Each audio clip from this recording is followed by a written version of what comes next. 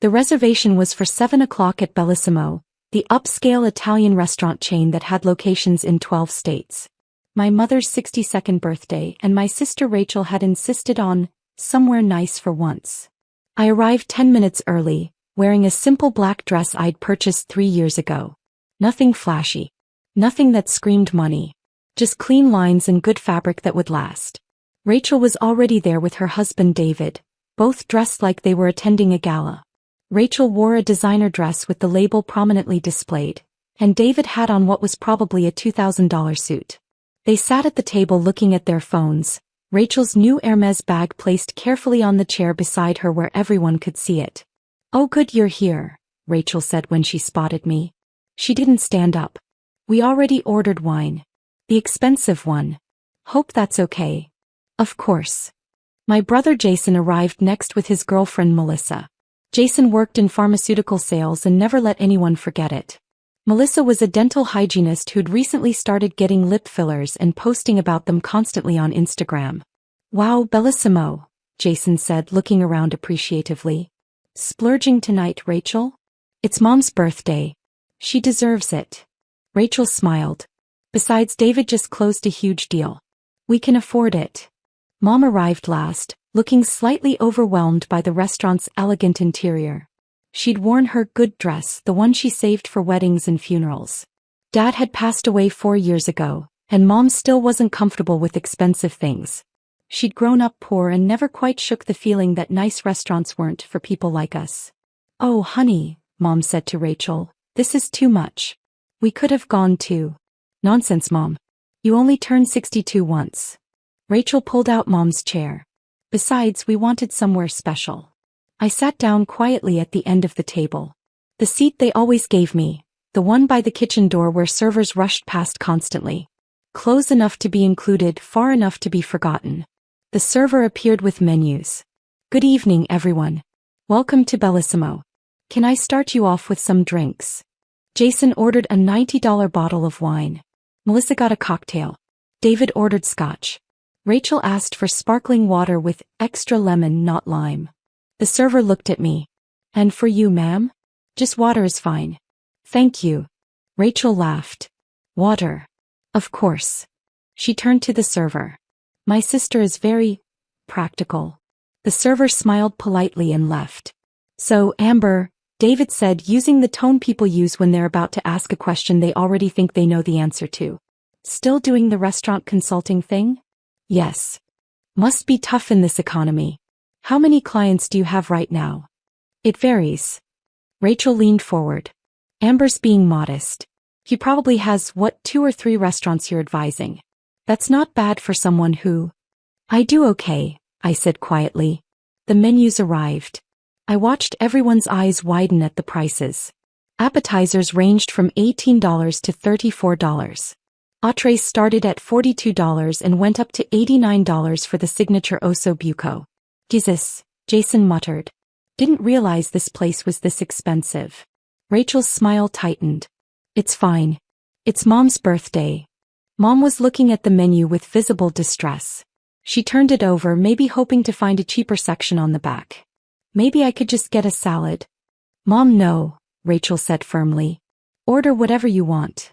But I could see Rachel calculating in her head. 5 people ordering expensive entrees, plus the wine they'd already ordered, plus appetizers and dessert. This dinner was going to cost close to $600. And I could see the exact moment Rachel decided I was going to help pay for it. "Amber," Rachel said, her voice suddenly friendly, "you'll split this with us, right? I mean, it's Mom's birthday. We should all chip in." I'd been expecting this. "Of course." "Great." The relief in Rachel's voice was obvious. "We can just split it evenly. 5 ways." Except Rachel and David had already drunk half a bottle of $90 wine.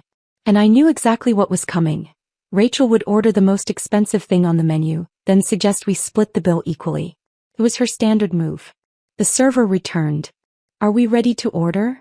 Rachel went first. "I'll have the Chilean sea base. And another bottle of that wine we had. Actually, make it 2 bottles." Jason ordered the Wagyu ribeye. Melissa got the lobster ravioli. David ordered the osso buco.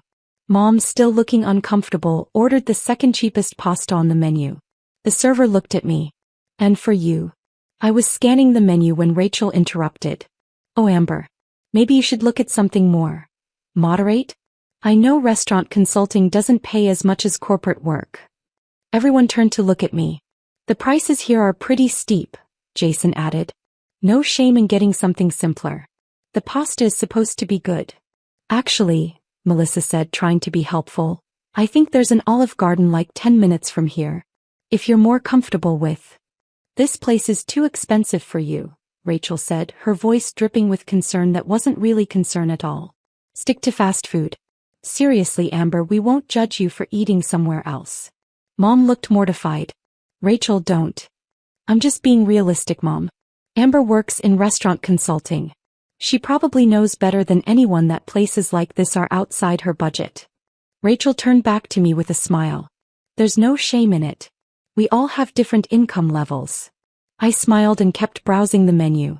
I think I'll have the branzino. That's $68, David said. I know. Rachel's expression shifted slightly. Amber, seriously.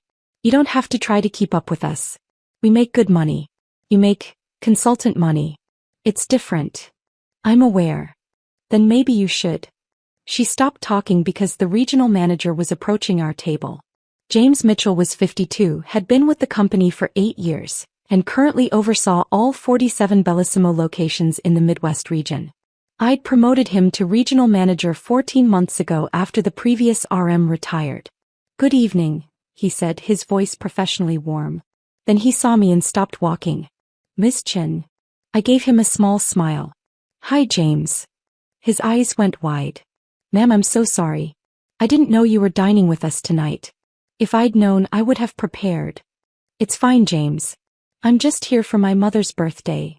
Of course. Happy birthday, ma'am, he said to Mom, who looked confused. Then he turned back to me. Miss Chin, why didn't you tell them you own all our locations? The table went absolutely silent. Rachel's mouth opened slightly. Jason's hand froze halfway to his wine glass. David actually dropped his napkin. I'm sorry, Rachel said. What did you just say? James looked confused by their confusion. Miss Chin owns Bellissimo. All 47 locations in my region, plus the other 106 locations nationwide. He turned to me.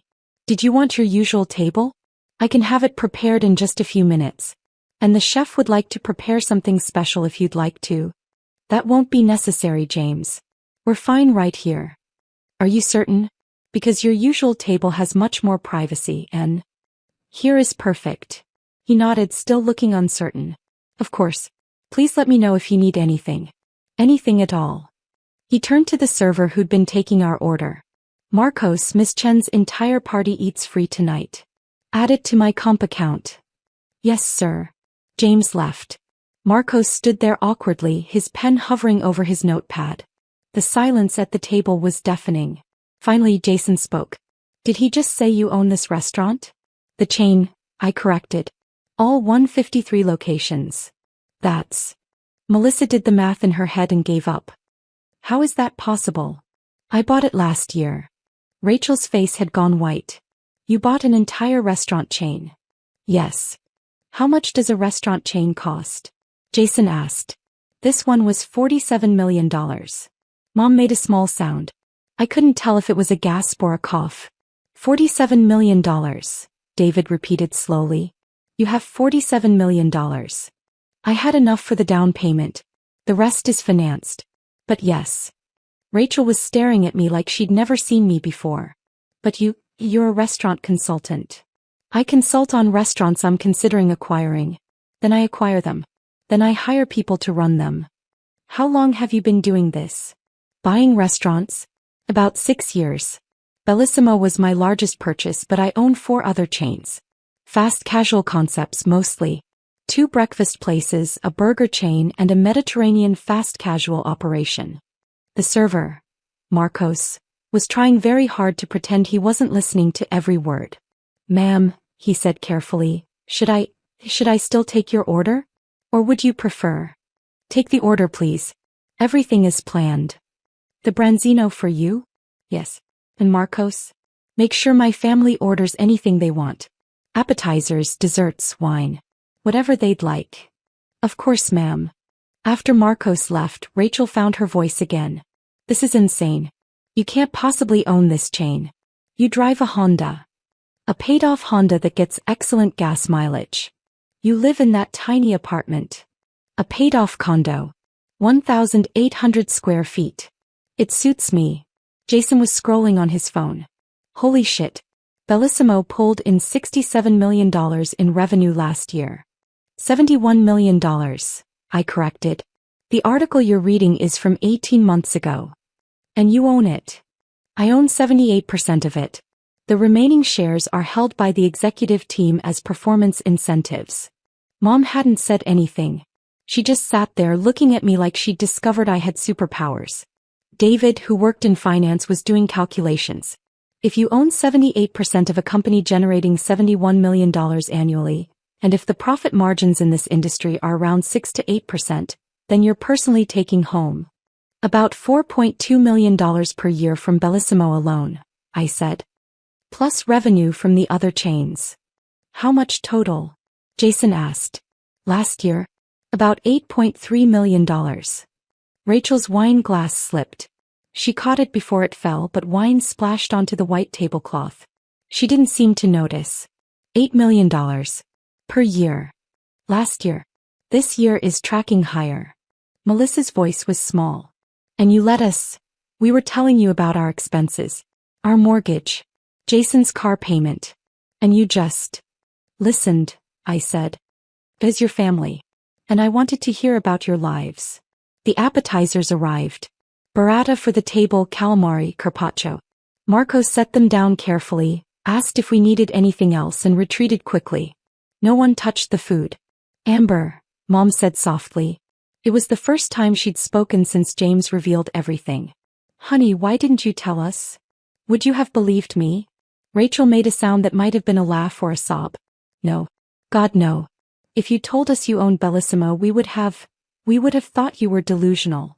Exactly. But why? Jason asked. Why keep it secret? Why let us think you were barely getting by?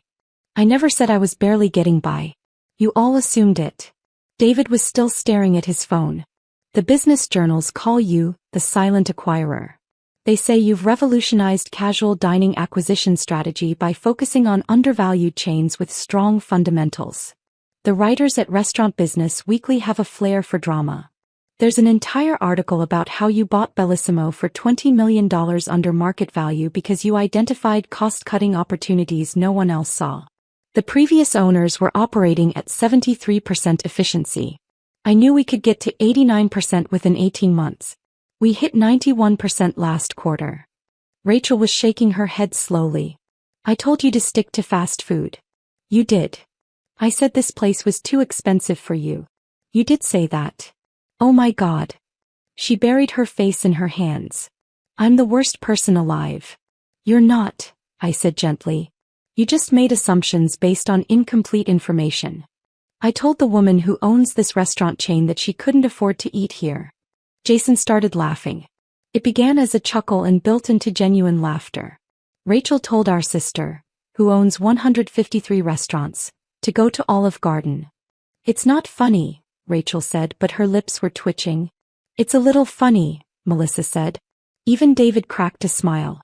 You did suggest she eat somewhere else. I'm never living this down, am I? Probably not, I agreed. Mom was still quiet. She reached across the table and took my hand. You did this yourself? All of it? Yes. Since you were, what? 26.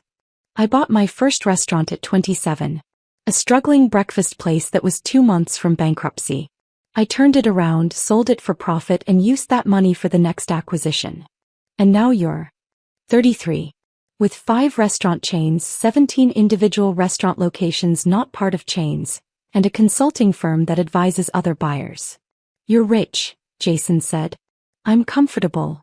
You make $8 million a year. You're rich. I suppose that's fair. The entrees arrived.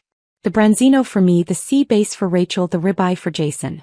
Everything looked perfect because I'd hired the best executive chef in the region and paid him $240,000 a year to maintain quality control. We ate in silence for a few minutes. Then Rachel set down her fork. "I need to apologize," she said. "Not just for tonight. For years of this." "Rachel." "No, let me say it. I've spent years thinking I was better than you. More successful. More sophisticated. I bragged about David's salary and our house and our vacations. And the whole time you were building something," I finished. "Why didn't you tell us?" I considered the question carefully. "Do you remember when I bought my first restaurant? The breakfast place?" "Yes." I was so excited. I came to family dinner and told everyone I'd just purchased a restaurant. "Do you remember what you said?" Rachel went pale. "Oh no. You said, 'That's cute. Like playing business with real money.' Jason said I'd lose everything within 6 months. David asked if I'd considered the tax implications, implying I was too stupid to think of taxes. And Mom looked so worried that I immediately changed the subject. Mom's eyes filled with tears. I remember. I thought you were making a terrible mistake. You all did. So I stopped talking about it. I ran my businesses, made my money, and lived my life. And at family dinners I just listened. While we bragged," Jason said quietly. "While you talked about your lives. Which you had every right to do. But you let us think," Melissa started. "I let you think what you wanted to think. I never lied. I just didn't correct your assumptions." David shook his head. "This is going to sound crazy, but I'm actually impressed by that. From a strategic standpoint, there's something brilliant about just letting people underestimate you. It wasn't strategy. It was self-preservation." The table fell quiet again. Then Mom squeezed my hand. "I'm proud of you," she said. "I should have said it 6 years ago, but I'm saying it now. I'm so proud of you." "Thank you, Mom. Your father would have been proud too." That hit harder than I expected. I had to blink back tears. Rachel took a long drink of wine. "So just to be clear, when I suggested we split this bill 5 ways, I was essentially asking a multimillionaire to pay for my expensive dinner." "Essentially, yes. And you were going to do it?" "Of course. It's Mom's birthday." Jason laughed again. "You know what? I kind of love this. We've been treating you like the poor relation for years, and you could have bought and sold all of us at any time. I don't want to buy and sell you. You're my family. Even though we've been condescending assholes?" "Yes." Melissa spoke up. "Can I ask a question? It might be rude." "Go ahead. Why do you still come to family dinners? If we treated you that way, why keep showing up?" I thought about it. "Because despite everything, you're still my family. And maybe part of me hoped that eventually, you'd see me for who I actually am." "We see you now," Mom said softly. The dinner continued. The conversation shifted, carefully at first, then more naturally. Jason asked about the acquisition process. David wanted to know about profit margins and growth strategy.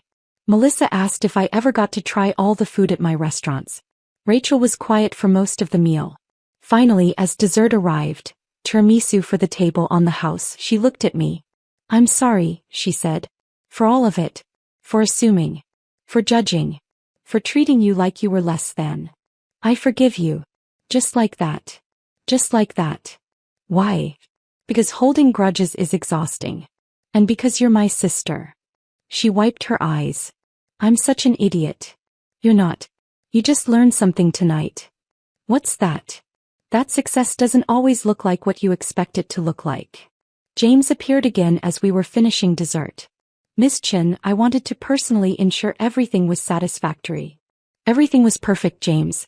Thank you. Will you be visiting other locations soon? The Florida regional manager mentioned you might tour that area next month." "Probably. I'll confirm dates with corporate." After he left, Jason shook his head. "This is surreal. You're like a secret restaurant mogul. I prefer the term strategic investor in casual dining operations. That's way less catchy." We left around 9:30. The parking lot was full and I watched my family walk to their cars. Rachel's Mercedes, Jason's BMW, David's Audi, and my Honda Civic parked at the back of the lot. Rachel stopped when she saw it. "You could buy a Ferrari. I could buy a dealership. But you drive a Civic. It's reliable." She laughed. You're the weirdest rich person I've ever met. I'm the only rich person you've met. Fair point. Mom hugged me extra long before she left. Same time next week for Sunday dinner? I'll be there. Will you tell us more about your businesses? If you want to hear about them. We do. I do. After everyone left, I stood in the parking lot for a moment. My phone buzzed. A text from Rachel.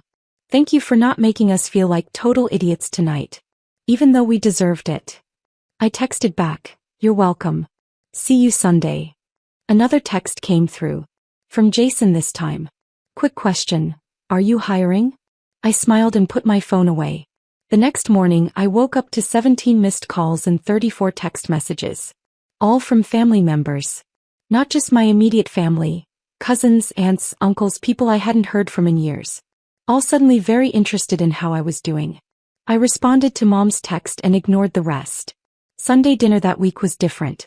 Rachel arrived early and actually hugged me. Jason brought a bottle of wine, not expensive but thoughtful. Even David seemed less condescending. So, Jason said as we sat down to eat, I've been researching restaurant acquisitions. It's actually fascinating. It can be. How do you identify which chains are worth buying? For the first time in 6 years, I talked about my work at a family dinner. Really talked about it. The analysis, the strategy, the challenges. Everyone listened. Actually listened. Rachel asked questions. David offered insights from his finance background. Even Melissa contributed thoughts about restaurant marketing from a customer perspective. Felt strange. Good strange. Halfway through dinner, Mom's phone rang. She glanced at it and frowned. It's Aunt Carol. She's called 3 times today.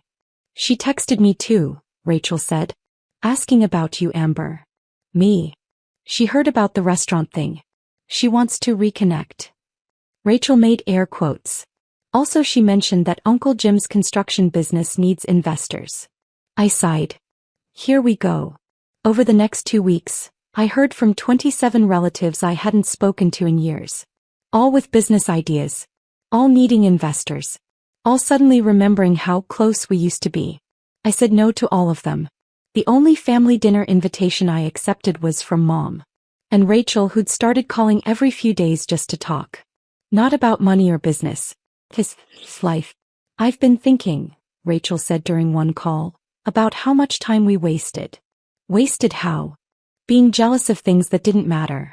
I was so obsessed with looking successful that I never stopped to think about what success actually means.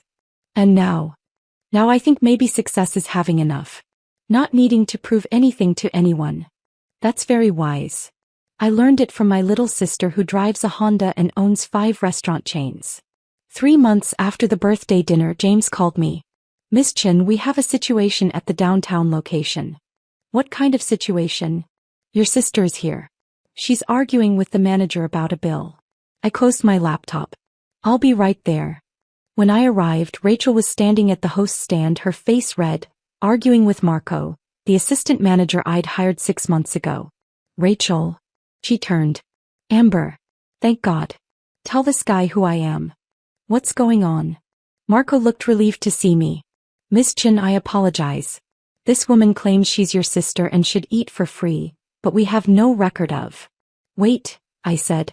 You want to eat for free because you're my sister? Rachel had the decency to look embarrassed. Well, I thought, you own the place. And I'm family. So I just assumed. I looked at Marco. Did my sister make a reservation? No, ma'am. Did she inform anyone of her relationship to me when she arrived? Not until we presented the bill, ma'am. I turned to Rachel. Pay your bill. What? You heard me. Pay your bill. Full price. With tip. But you're my sister. Which is exactly why you pay full price. I don't give family members special treatment. It's bad business practice. Amber, come on. It's just one meal. It's the principle, Rachel. You don't get free food just because we're related. That's not how this works. She stared at me. Then slowly she started to smile. You're right. That was completely out of line. She pulled out her credit card and handed it to Marco. I apologize. Please add 25% gratuity for your trouble. After she paid, we sat at the bar. I ordered 2 glasses of wine. I'm sorry, Rachel said. I don't know what I was thinking. You were thinking like someone who just discovered her sister is rich and figured that might come with perks. It was stupid. It was human. But Rachel, this is important. My money is my money. Not family money. I earned it. I manage it. And I get to decide how it's used. I understand. Do you? Because in the next few months, people are going to come to you asking for favors. Loans. Investments. They'll say, talk to Amber for me, or put in a good word. And you need to be ready to say no. I will. I mean it. This money doesn't change our relationship. We're still sisters. But I'm not an aita. She nodded slowly. You know what? I'm glad you said that. Because I was starting to think about asking you to invest in David's new business idea. Don't. I won't. He can get a business loan like everyone else. We clinked glasses. 6 months after the birthday dinner, Mom called with news. You'll never believe what I did. What? I retired. I sat up. Mom, that's wonderful. When? Today was my last day at the hospital. 40 years of nursing, done. How do you feel? Terrified. Excited. Confused. She laughed. I always thought I'd work until I dropped dead. But then I thought, why? Your father's gone. You kids are grown. What am I proving? Nothing. You don't have to prove anything. That's what you said that night at dinner. About success being enough. It stuck with me. We talked for an hour about her retirement plans. Travel. Gardening. Volunteering. All the things she'd always said she'd do someday. Before we hung up, she said, Amber? Yes. Thank you. For what? For showing me that it's okay to just be. To not constantly chase other people's definitions of success. You're welcome, Mom. A year after the birthday dinner, I received an invitation. Rachel had enrolled in business school. I figured if I'm going to talk about restaurants and acquisitions at family dinners, I should actually understand what I'm talking about, she explained when I called her. I'm proud of you. I'm 38 years old and going back to school. I must be crazy. You're never too old to learn. That's what David said. Actually, he's been amazing about it. Really supportive. Good. Amber, can I ask you something? Of course. Do you think you'll ever tell them? The extended family? Everyone who's been calling asking for money. Tell them what? That you're not going to give them anything. That they need to figure it out themselves. I think they'll figure it out on their own when I keep saying no. You're not even tempted? To swoop in and solve everyone's problems. No. Because solving their problems wouldn't help them. It would just make them dependent. When did you get so wise? When I realized that the best thing anyone ever did for me was not give me money when I needed it. It forced me to figure things out myself. 2 years after the birthday dinner, Bellissimo opened its 200th location. The celebration was held at the flagship restaurant downtown, with executives, managers and staff from across the country. My family was there too. Mom, Rachel, Jason. All dressed up, all proud. During my speech, I looked out at the crowd and saw my sister in the front row taking notes. She was doing a business school project on acquisition strategy. I saw Jason, who'd quit his pharmaceutical sales job and was now working as an operations consultant. Not for my companies but for his own clients he'd built relationships with. I saw Mom, retired and happy, wearing a dress she'd chosen because she liked it, not because it was expensive. And I realized something. The best revenge isn't making people feel bad about underestimating you. It's showing them what's possible when someone believes in themselves, even when no one else does. After the event, Rachel pulled me aside. I have something to tell you, she said. What? I'm graduating in May. Top of my class. Rachel, that's incredible. And I got a job offer. At a restaurant consulting firm. It's not yours, she added quickly. I wanted to do this on my own. I'm so proud of you. I learned from the best. He hugged me. Thank you, Amber. For everything. For showing me that success doesn't have to look like what I thought it did. For being patient with me when I was awful. For never giving up on family even when we gave you every reason to. You're welcome. As I drove home that night in my Honda Civic, I thought about that birthday dinner 2 years ago. About Rachel telling me the restaurant was too expensive. About the look on everyone's faces when they realized who I was. It had been satisfying, yes. But not because of their embarrassment. It had been satisfying because finally Finally, they saw me. Not as the poor sister. Not as the unsuccessful one. Not as the person who needed their pity or their advice. Just as me. Amber. The quiet one who built an empire while everyone else was looking the other way.